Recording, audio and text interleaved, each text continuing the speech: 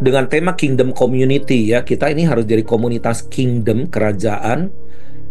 Nah, sehingga pelayanan kita jangan yang hanya ordinary.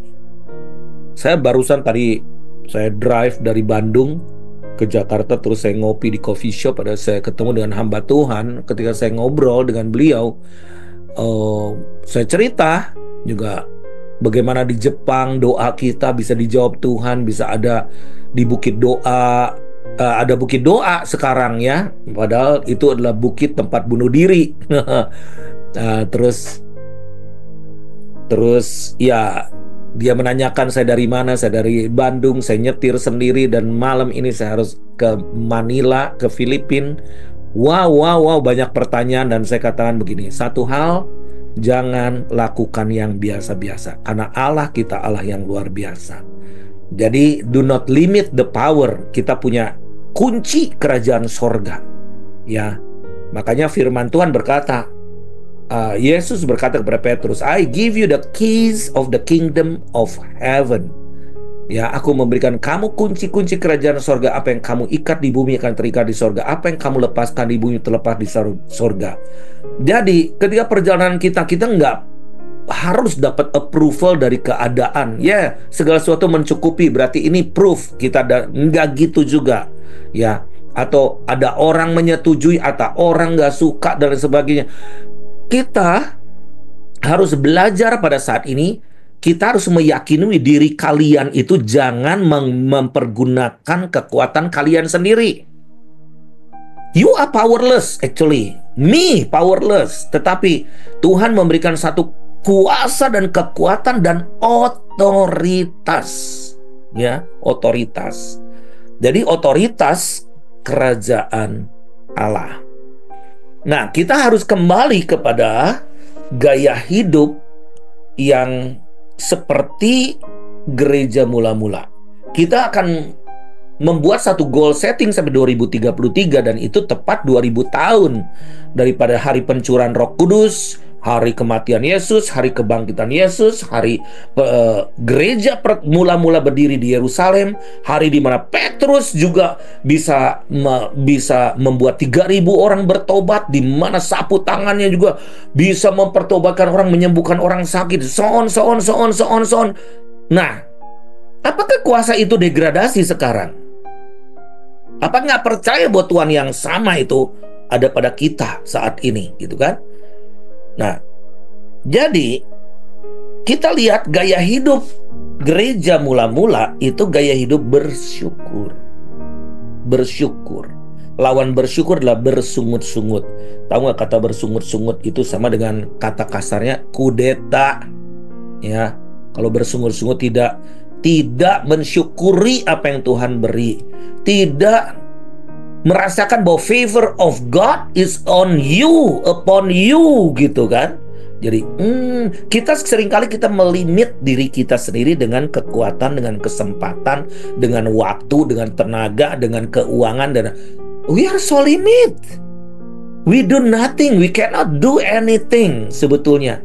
Tetapi by favor of God, jadi kita ini bisa mengucap syukur dalam segala hal. Jadi mengucap syukur itulah gaya hidup. Jadi Kingdom Community itu berbicara mengenai gaya hidup. Yang kedua adalah bagaimana mereka tuh bertekun mengikuti kebenaran firman Tuhan. Jadi spiritnya tuh on fire banget gitu. Dan yes, confirm apa yang dikatakan oleh Tuhan pasti akan terjadi. Nah, kalau kita nih seringkali ragu gitu, ayat kita ngelotok gitu, jadi ayat hafalan, tapi dalam prakteknya kita nggak jelas gitu, nggak sesuai dengan firman, karena kita masih mengandalkan kekuatan sendiri. Malah kita yang ngatur Tuhan, bukan Tuhan yang ngatur kita. Nah, kenapa orang-orang yang di awal itu, umat Tuhan di awal itu mereka begitu radikal, nggak takut ini, nggak takut itu, bahkan sampai nggak takut mati sekalipun, karena mereka just depending on His power and His authority. Nah, lalu gaya hidup mereka adalah bertekun dalam pengajaran rasul-rasul. Nah, kalau kita demennya nubuatan, jadi kolektor nubuatan. Nah, pengajaran rasul itu bisa menegur, bisa mendirect, bisa menunjuk kita, bisa mengarahkan kita dan sebagainya. Seringkali kita ini, banyak sekali di antara kita nih hanya gemar dinubuatin. Kamu akan dipakai Tuhan, kamu akan jadi bangsa, berkat untuk jadi bangsa-bangsa. Tapi kenyataannya you never move on ke bangsa-bangsa. Kita nggak pernah melangkah menuju nubuatan itu. Nah, makanya pengajaran rasul-rasul ini penting. Dan pengajaran rasul itu harus dikonfirmasi dengan firman Tuhan. Kalau saya secara radikal begitu aja. Karena banyak juga yang berdoa untuk saya, banyak mencari saya saat ini. Wah, Pak Daniel orangnya yang punya kunci. Saya dapat penglihatan ini, saya dapat pewahyuan dari Tuhan bahwa Pak Daniel yang akan mengunlock. Saya akan konfirmasi, karena itu bisa menjatuhkan saya. Saya jujurnya orang yang gak gila untuk pujian, gak gila pengakuan. Karena saya ini adalah dari awalnya dipanggil untuk pelayanan tim, saling mengkonfirmasi satu dan yang lain, apakah ini dari Tuhan atau enggak. Ya. Nah, terus perilaku mereka bagaimana? Hidup dalam sehati dan sejiwa, saling berbagi, murah hati, dan saling menolong. Nah, misalkan saya ini seringkali pergi ke mana gitu ya, ke satu negara atau kita pergi ke satu wilayah, saya selalu berpikirnya begini, what can we do together? What can we give? Karena kita ini di dalam pekerja kerajaan gak pernah minta-minta. Itu kan memalukan raja. Karena kita ini the citizen of the kingdom, yang ada kingnya. Nah, dan nama king itu raja itu yang selalu memberikan assurance, jaminan untuk kita boleh dicukupi.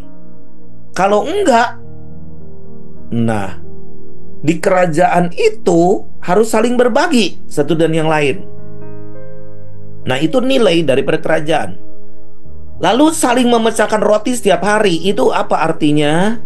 Fellowship. Karena kita ini ada makhluk komunitas, ya. Diciptakan untuk berkomunitas, jadi tidak bisa sendirian. Jadi kingdom community itu adalah berbicara mengenai bersama-sama, berkolaborasi, saling meneguhkan, saling menguatkan, saling membangun satu dan yang lain.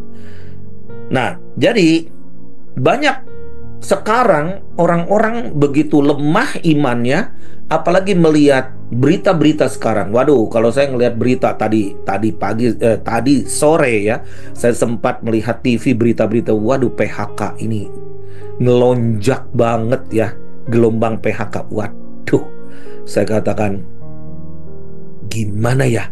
Kita ini harus jadi solution maker. Kita sudah doa, tapi kita justru kita nih harus minta pertolongan Tuhan. Apa yang harus kita lakukan?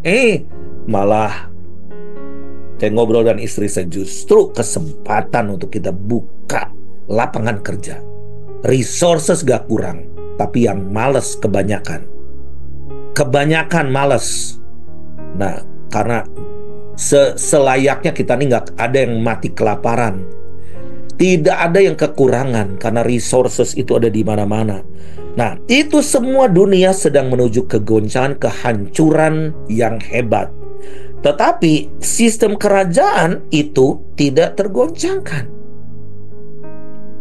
Nah, berapa hari yang lalu, 3 hari yang lalu kalau nggak salah, saya naik mobil dan saya sering kali kalau saya nyetir mobil, saya dengar khotbah juga. Saya mendengar khotbah dari seorang hamba Tuhan, dari beberapa hamba Tuhan, dan mengenai krisis. Tetapi anak Tuhan akan dipakai Tuhan gini. Terus ingat, emas sekarang udah 2 juta harganya per gram. Ingat kan? 2 juta, kalian udah punya emas gini, udah beli emas gini.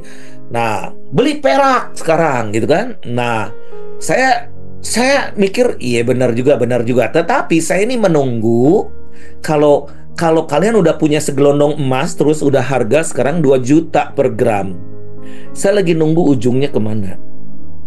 Oh enggak tuh, bersyukur kan, Tuhan kita baik kan. Nah, jadi emas itu untuk apa? pertanyaannya.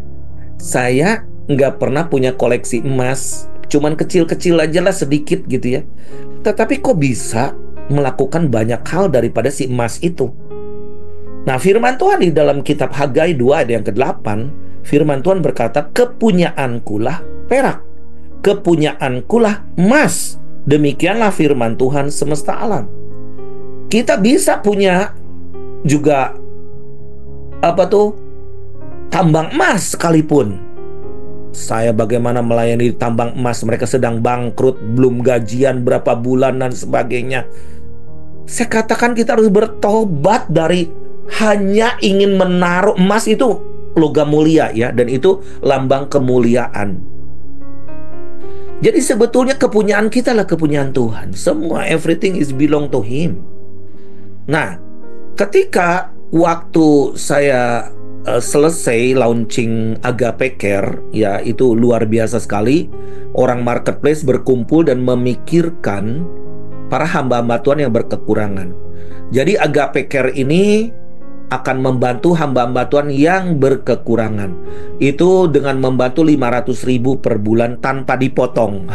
Kata saya gini ya, aturan kita kalau orang memberi 500.000 harus nyampe 500.000. Ya tapi kan ada ongkos admin dan lain sebagainya. Enggak, ongkos admin dari kita, enggak motong dari situ.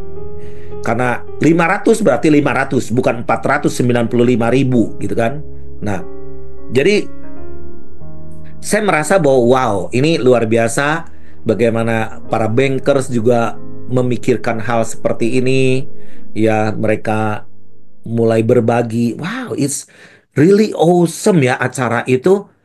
Nggak ada yang namanya dimuliakan, nggak ada. Semua menyamaratakan dan semua saling berbagi satu dan yang lain. Wow, that is the kingdom. That is the kingdom, kata saya nih. Nah, ketika saya pulang jam 10 malam, terus saya mandi jam 11 malam, itu Tuhan bicara sangat jelas. Jarang saya kayak begini, sampai saya keluar dulu dari kamar mandi. Saya belum sempat shower, saya catat dulu, Tuhan mau bicara apa sebetulnya. Tuhan bicara dengan jelas akan banyak hamba-hambaku yang jatuh tergelincir. Waduh, saya katakan ini apa ya? Maksudnya apa Tuhan? I really don't understand. Nah, apakah tergelincir itu gimana? Karena perzinahan, karena korupsi, karena apa segala gitu kan? Dosa-dosa. Nah, saya tanya Tuhan, ini gimana? Jadi saya catat nih. Banyak di antara hamba Tuhan membuat panggung, tapi mesbahnya runtuh. Waduh. Saya sampai catat. Ini berarti ngomongan jangan sampai hanya ke orang doang. Buat saya juga gimana? Apakah mesbah kita masih tetap berdiri? Lalu saya tanya kepada Tuhan, lebih konkret lagi Tuhan, apa? Kenapa mereka bisa jatuh tergelincir? Yang bisa menolong hanya teman.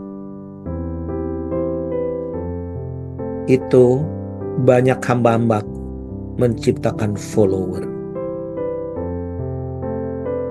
mengagungkan dirinya.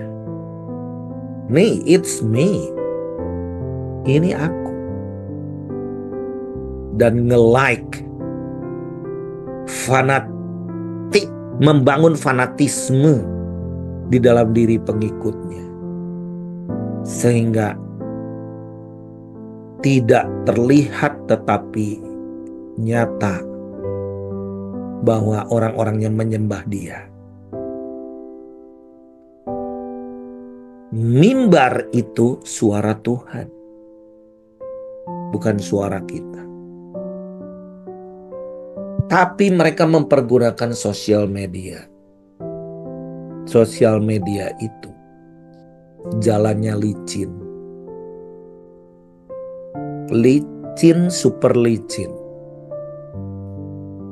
Dan itu akan melambungkan namanya, menciptakan popularitas.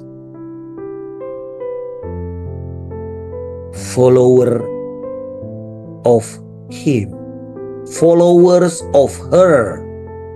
Pengikut dia, bukan pengikut Kristus. Wah, kata saya nih, memang saya sebelum pandemi waktu itu saya udah banyak tuh ngomong soal be careful dengan AI, be careful dengan sosial media dan sebagainya. Dan ketika pandemi itu marak, para hamba-hamba Tuhan memakai itu sebagai panggungnya dan menciptakan popularitas dan pengikut. Itu nggak salah, as long as sejauh daripada dia memberitakan kebenaran firman Tuhan. Nah, terus apa Tuhan? Kata saya, apa yang membuat mereka itu terpelencok, terpleset, tergelincir? Dosanya yang tidak kelihatan adalah bersilat kata. Maksudnya bersilat kata gimana nih Tuhan? Kita lihat di YouTube, yang paling viewernya banyak kalau judulnya ngebully seseorang, menjatuhkan seseorang. Kalau temanya mengungkit-ungkit, mencemooh, saling menyalahkan, Tuhan katakan itu bukan dari aku. I don't know them. Wah, saya kaget loh. Aku nggak tahu mereka. Aku nggak kenal mereka. What? Bagi saya ini kaget banget. Makanya di doa di beberapa hari yang lalu di SICC di Menara Doa saya singkapkan ini. Soal suka nggak suka, karena ini saya dapat dari Tuhan.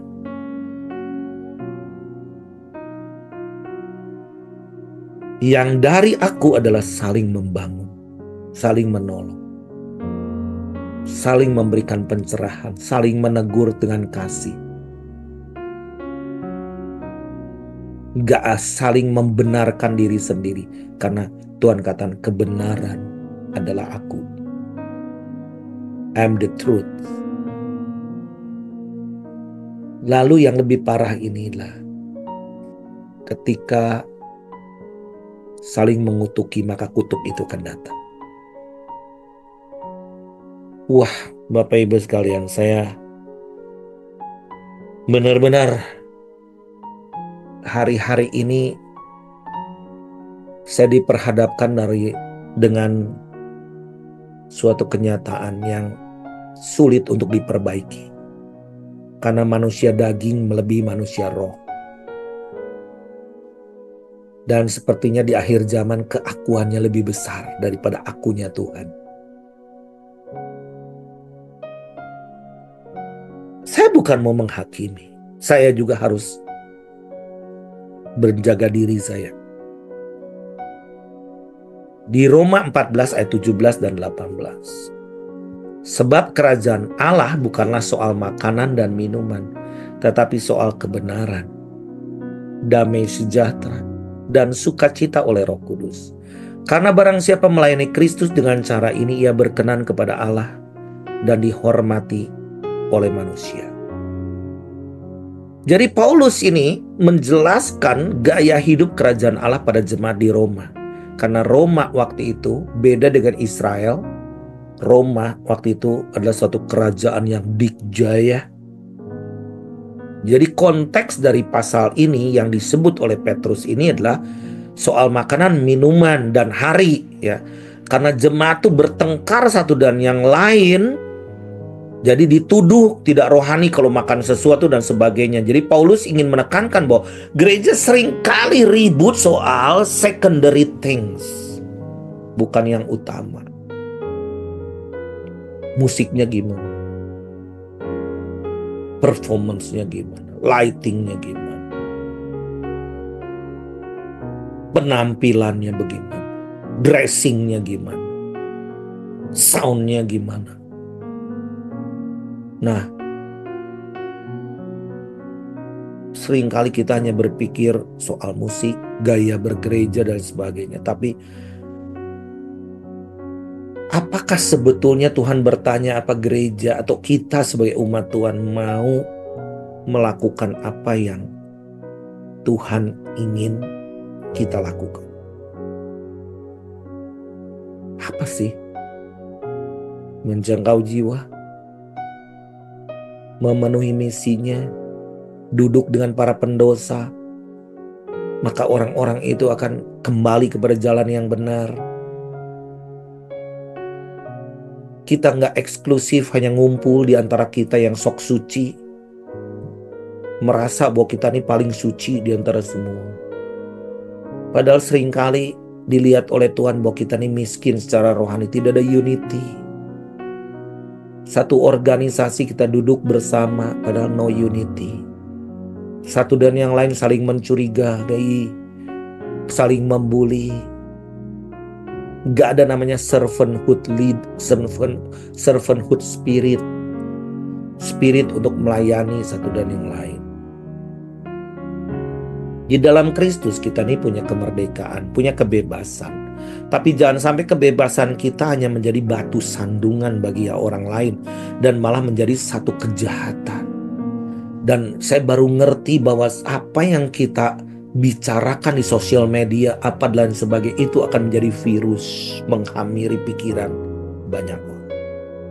Dan kalau lebih banyak viewernya jutaan, bukan saya nggak kepengen, Pak, biarkan gitu saya.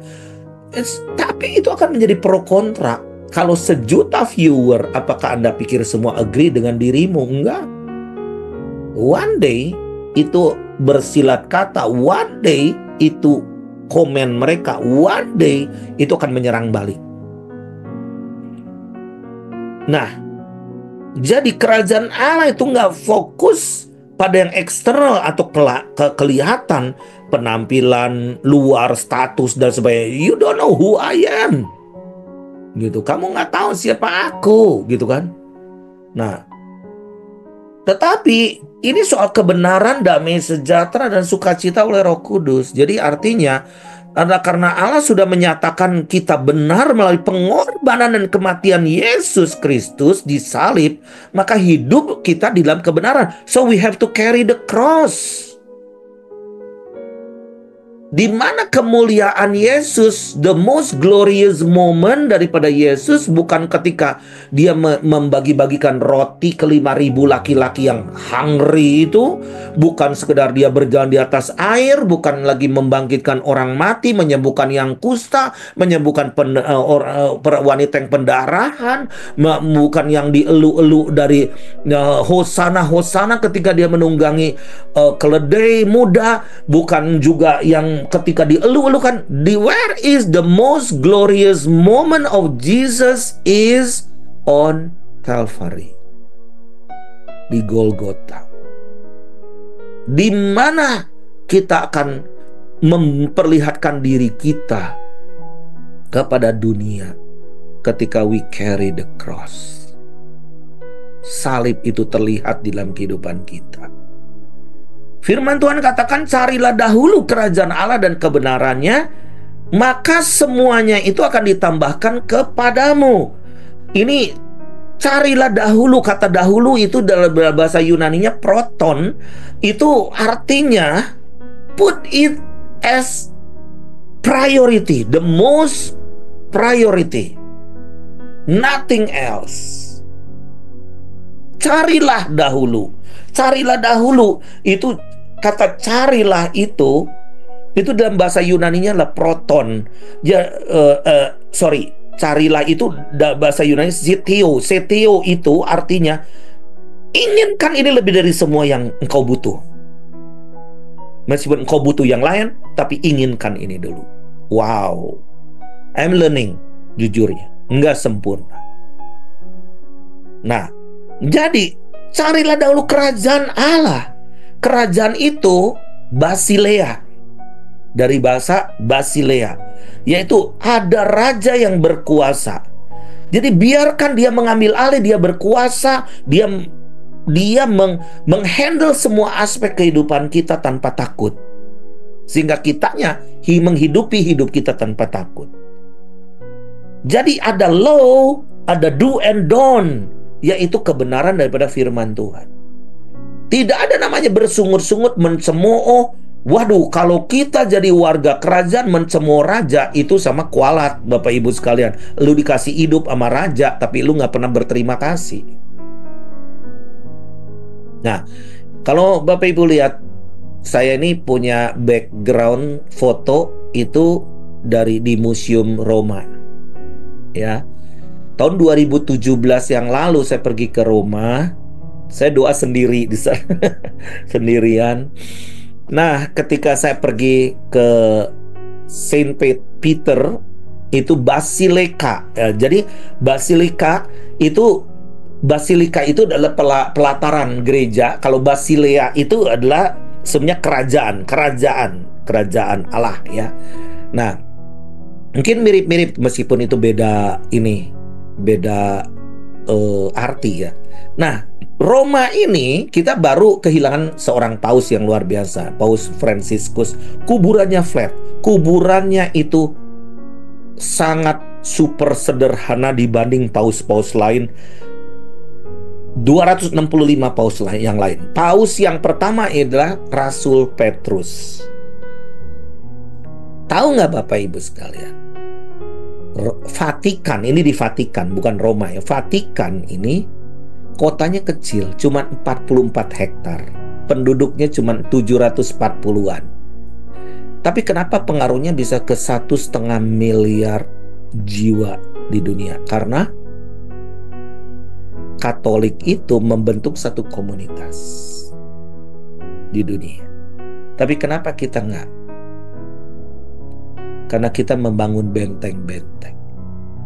Apa yang harus dikalahkan saat ini adalah dewa benteng-benteng. Benteng denominasi, benteng ini, benteng itu, benteng sinode, benteng apa lagi. Nah, ketika saya masuk ke di Saint Peter Church ya, gereja yang besar sekali. Waduh, itu kuburan paus itu luar biasa, itu patungnya, ukirannya luar biasa. Itu Michelangelo, lihat di atapnya itu lukisan Michelangelo. Nah, lalu saya melihat ada foto-foto paus semua di sekeliling gereja itu. Dan ketika saya melihat mana ya paus waktu itu, saya sih senang Paus Yohanes Paulus kedua gitu kan ya, itu ya.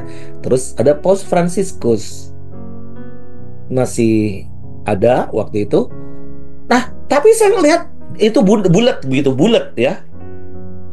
Itu tinggal sisa 2. Sisa 2. Jadi sekarang nih Paus Franciscus mungkin nanti akan ditempel setelah nanti konklav ya, nanti ada paus baru ditempel itu, tinggal one more left. Lalu saya cari lagi, nah ini tembok mana lagi nih, apakah nanti disusun ke bawah? Nggak ada lagi temboknya nih gitu kan. Apakah kita sedang menuju ke satu paus terakhir yang nanti dipilihnya harus di bawah 80 tahun 70 ke atas umurnya. Bapak Ibu sekalian, saya melihat begini.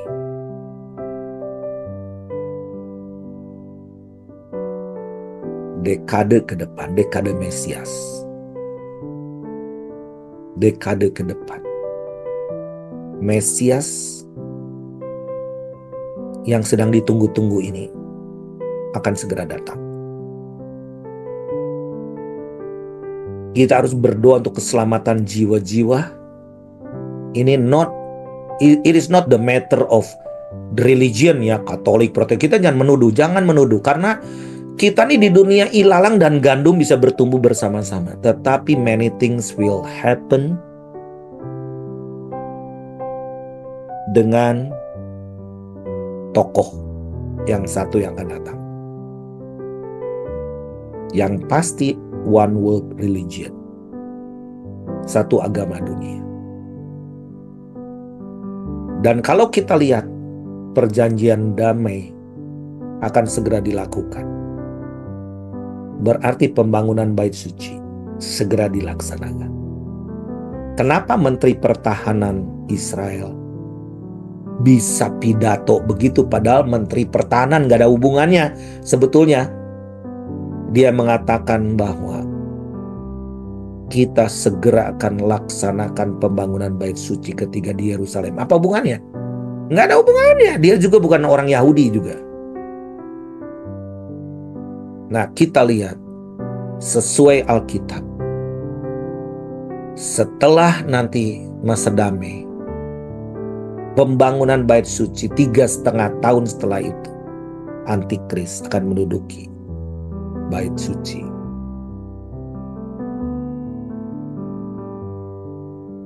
Kita melihat nanti suddenly tiba-tiba tokoh akan ya. Jangan Anda berasumsi, jangan kalian berasumsi atau menduga-duga, nanti bisa salah. Tetapi the season has come. Musimnya sudah tiba. Nah, jadi kita nih harus bagaimana? Di dalam Wahyu 5 ayat yang ke-10. Dan engkau telah membuat mereka menjadi suatu kerajaan. Dan menjadi imam-imam bagi Allah kita. Dan mereka akan memerintah sebagai raja di bumi. Lihat poin ini, jelas sekali di dalam ayat ini. You and me akan menjadi suatu kerajaan. Dan menjadi imam-imam. Imam itu menggrafiratkan. Enggak nuding-nuding, enggak bersilat kata. Enggak apa tuh. Kita ini seringkali nuduh. Ya. Atau membuli seseorang, membunuh karakter. Coba robah bertobat. Kita nih harus berubah menjadi imam yang bisa dipertanggungjawabkan. Ketika doa juga kita berdiri atas bangsa kita, mohon ampun di hadapan Tuhan. Bukan gue yang paling benar, dia yang salah gini. Kalau gitu mah udah deh, nggak usah jadi orang Kristen.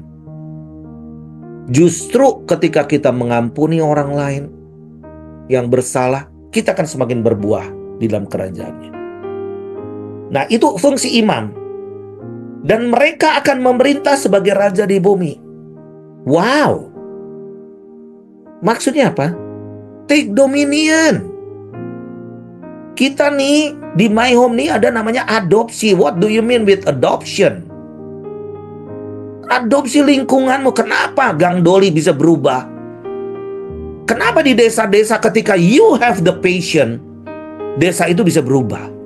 Tapi ketika you mundur, kalian udah nggak ada kasih lagi. Kalian udah mumet, pusing urusan sendiri. Urusan utang, urusan makan, urusan ini, urusan ini.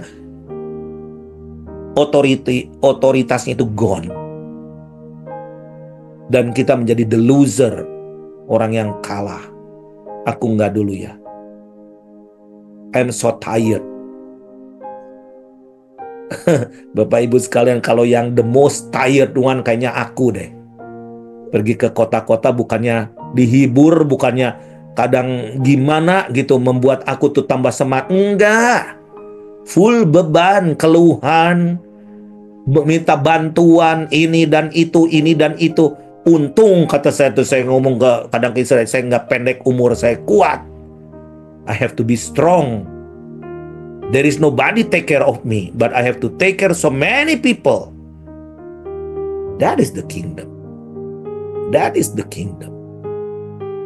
Nah, karena di dalam firman Tuhan di dalam Lukas 10 ayat 19, sesungguhnya aku telah memberikan kuasa kepada kamu. Untuk apa? Menginjak ular dan kalajengking, dan kuasa untuk menahan kekuatan musuh, sehingga tidak ada yang akan membahayakan kamu. Wow. Aku memberikan kepadamu kuasa untuk menginjak. Power itu kuasa. Beda dengan otoritas. Beda nih ya. Behold di bahasa Inggrisnya, I give you the authority, exousia. Authority itu. to trample on serpents and scorpions, and overall the power, dunamis, kekuatan dunamis of the enemy, and nothing, tidak ada satupun shall by any means hurt you. Jadi Tuhan memberikan kita kuasa dan otoritas. Oke, boleh. Krisis mau datang, oke. Kelaparan, pengangguran, apa, dan sebagainya. Tapi Tuhan sudah memberikan kita kunci kerajaan surga. Saya mau berdoa untuk kalian ya. Otaknya jangan mumet. Iman you jangan lemah gitu. Kita ini udah senasib lah, kita menggerakkan, udahlah. You don't tell me about your challenge ya, your burden. Kita nih dapat apa sih gitu kan? Kadang mempersatukan gereja-gereja. Waduh, udah. Nah, ya benar kayak Pak Paul ini juga. Ini luar biasa. Paisan. Ini gak mudah. Tetapi inilah sebetulnya otoritas. Otoritas yang dari Tuhan untuk dipergunakan.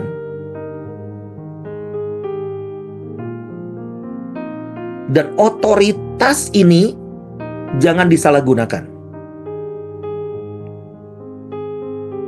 Orang yang gak ada otoritas tidak akan bisa mengumpulkan. Nah, saya ini kenapa di Manila juga hari Sabtu ini kok katanya akan ngumpul pendeta-pendeta? Loh, aku pikir aku diundang cuma satu gereja. Ternyata no, Metro Manila. The pastors from Metro Manila will come. Oke. Terus dari Paranaque City, Paranaque itu nanti kita akan di balai kota, akan diterima wali kota. What is the secret?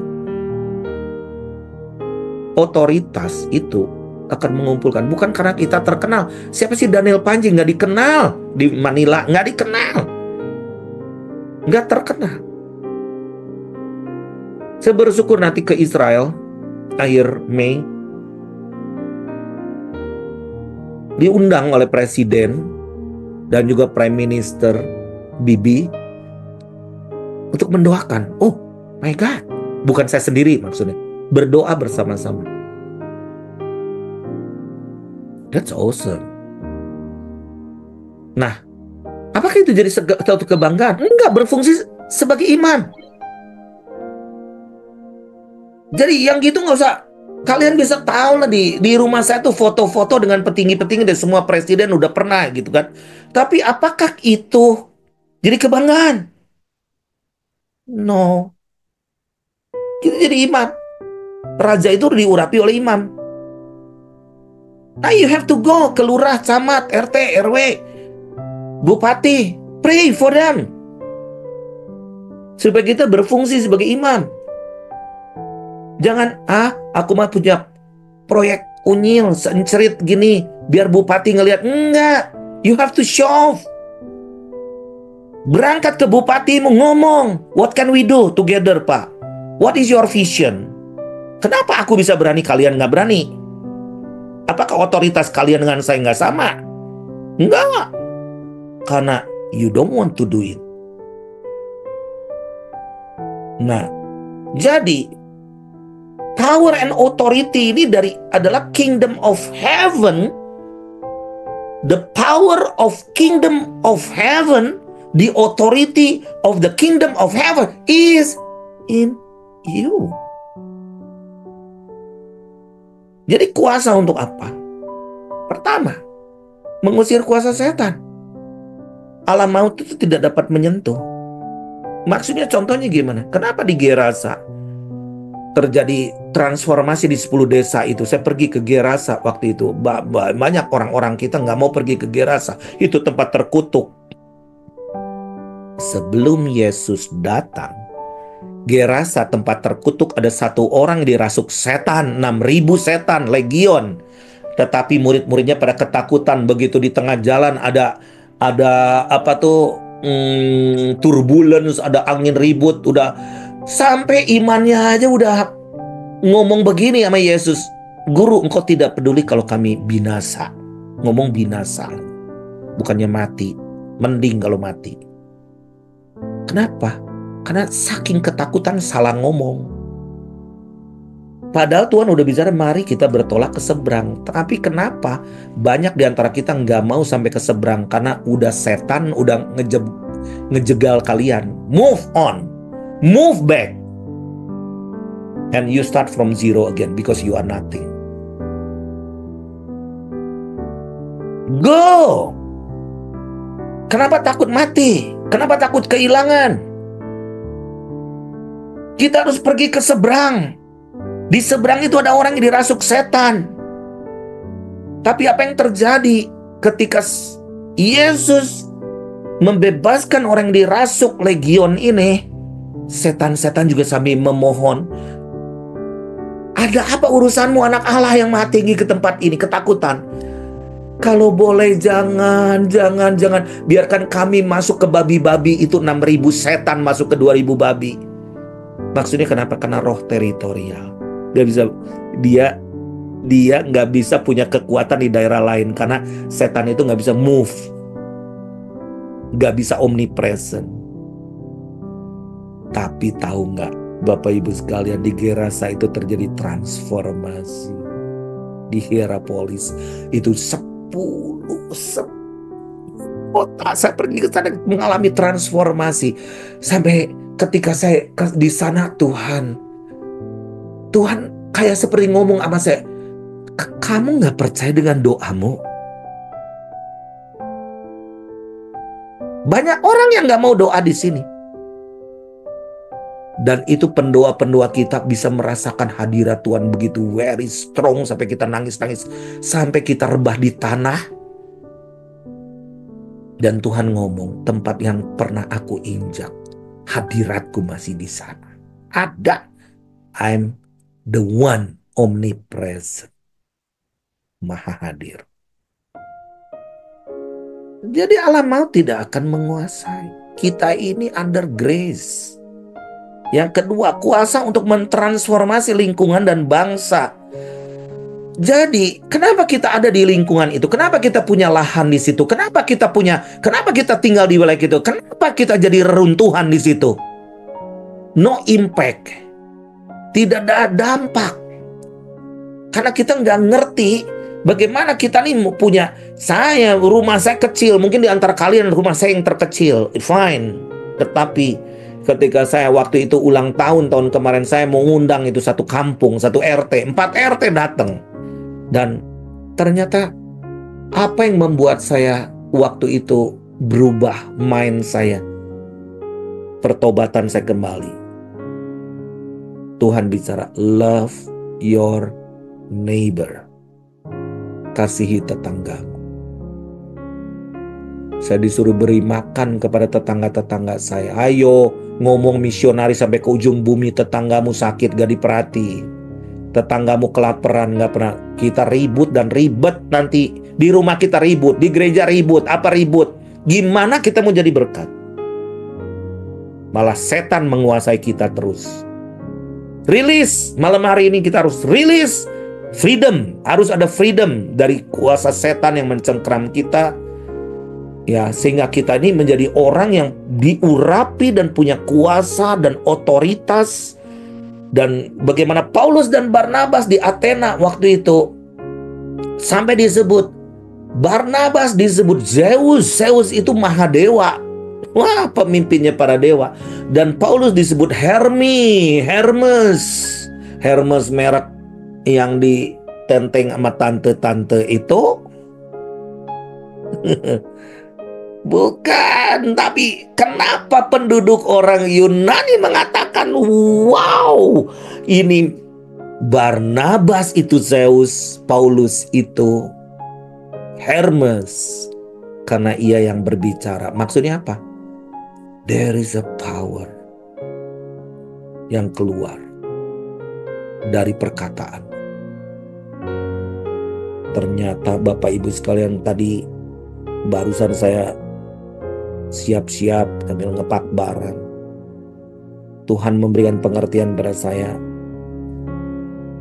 Pedang yang paling tajam di dalam diri kita bukan roh, ternyata lidah. Apa yang kita ngomong akan jadi. Lidah. Kalau kita nyerang orang juga, kita akan menusuk. Wow, we have to be very careful.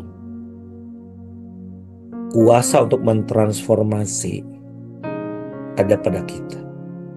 Meskipun di lingkungan kita buruk rupa dan nggak mungkin kita lakukan.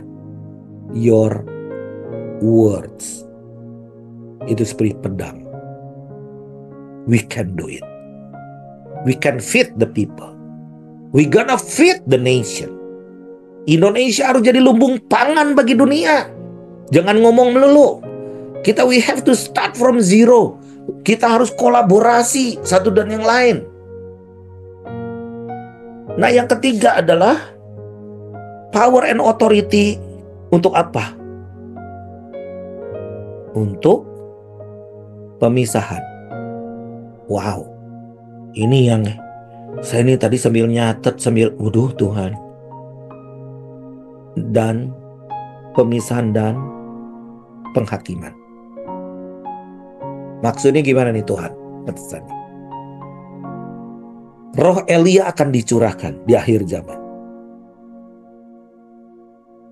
Dan Yesus juga mengatakan segala kuasa di sorga dan di bumi sudah diberikan kepadaku. That's why I send you. Go to the nations. Pergi jadikan semua bangsa muridku. Lalu, apa yang dilakukan oleh Elia? Di dalam 1 Raja-Raja 18 ayat 36 sampai saya baca ya, sampai ayat-ayat terakhir. Kemudian mulai ayat 36, 1 Raja-Raja 18 mulai ayat 36 sampai 39 ya. Kemudian pada waktu mempersembahkan korban petang tampillah Nabi Elia dan berkata, "Ya Tuhan Allah Abraham, Ishak dan Israel, pada hari ini biarlah diketahui orang bahwa Engkaulah Allah di tengah-tengah Israel, bahwa aku ini hambamu dan bahwa atas firman-Mu lah aku melakukan segala perkara." Waduh, apakah kita melakukan semua yang sudah difirmankan atau our willing? Kadang Bapak Ibu sekalian, pergumulan saya itu adalah melawan daging saya. Jangan dipikir saya tuh gak punya cita-cita. Kok aku ngirim orang-orang, anak-anak ke Jepang sih? Padahal gua tuh pengen tinggal di Jepang. Gitu kan? Dengan gaji lumayan lah, $1.000-2.000 buat saya ini lumayan luar biasa gitu. Tapi saya I keep myself to be a servant, to be a bridge, jadi jembatan. Dan doa saya, Tuhan seandainya saya punya rumah di Jepang, ya Pak Alam, teman kita udah kasih satu rumah, saya bisa, I can stay there. No, saya berdoa Tuhan berikan kepada saya anak-anak yang bisa dikirim ke sana, yang bisa tinggal di sana. Keinginannya yang pengen dagingku gitu, aku. Kenapa aku gak dapat hak gitu? Nah, bahwa aku ini hambamu dan bahwa atas firman-Mu lah aku melakukan segala perkara ini. Atas firman-Mu lah aku melakukan segala perkara ini.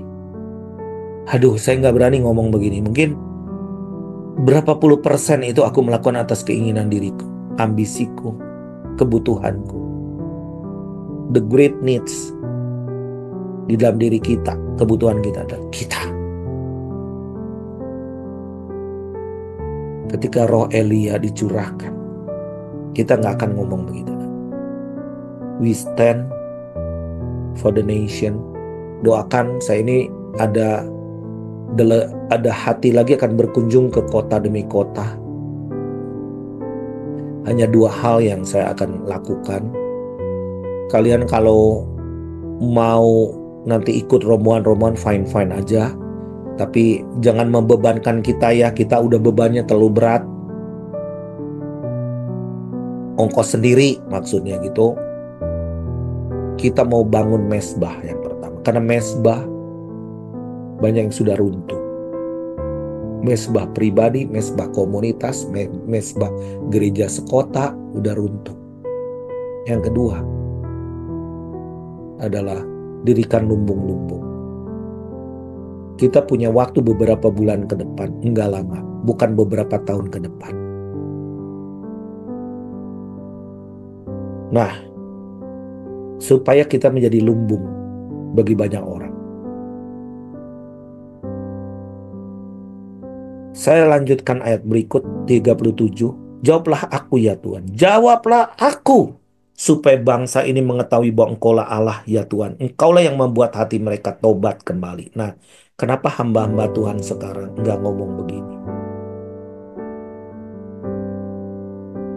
Malah mencelak-mencelek. Hanya kepentingan organisasi atau dirinya dan memperbesar namanya sendiri. Mau nggak ngomong supaya semua orang di bangsa kita bertobat. Mereka tobat kembali datang kepada Tuhan. 38, lalu turunlah api Tuhan menyambar habis korban bakaran, kayu api, batu, dan tanah itu, bahkan air yang dalam parit itu habis dijilatnya. Ayat 39, ketika seluruh rakyat melihat kejadian itu, sujudlah mereka serta berkata, Tuhan, Dialah Allah. Tuhan dialah Allah. Everybody in the nation. Siapa yang mau dipakai Tuhan? Bahwa kuasa ini akan dicurahkan from now on untuk mengadakan pemisahan dan penghakiman. Roh Elia sedang dicurahkan atas setiap kita. Jangan lakukan yang biasa-biasa. Lakukan sesuatu yang luar biasa. Karena kita yakin percaya. Kekuatan supranatural yang ada di dalam kita. Beyond daripada kekuatan kita. Lebih super dari semua yang ada di dalam diri kita. Bahkan apa yang kita punya, resources yang kita punya nggak cukup untuk melakukan perkara besar.